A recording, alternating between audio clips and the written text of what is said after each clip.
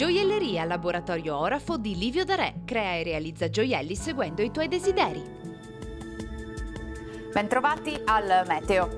L'alta pressione torna a dominare, bel tempo con un mite vento di Föhn, detto anche Favonio, che renderà il clima quasi primaverile. Vediamo il dettaglio di martedì 22 febbraio.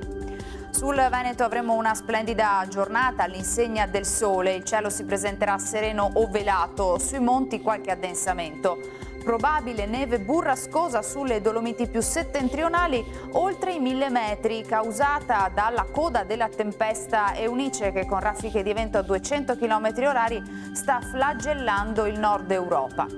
Temperature minime stazionarie tra lo 0 e i 3 gradi, non si esclude qualche debole gelata notturna, massime invece in sensibile aumento tra gli 11 e i 14 gradi.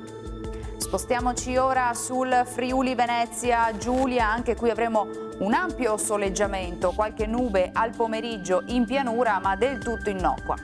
Temperature minime tra lo 0 e i 5 gradi, massime sui 12-14 gradi.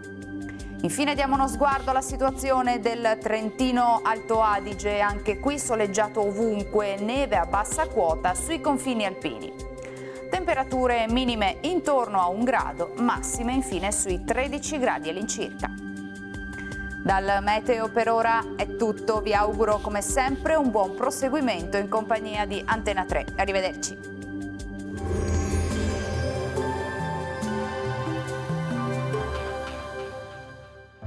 Gioielleria Laboratorio Orafo di Livio Darè. Crea e realizza gioielli seguendo i tuoi desideri.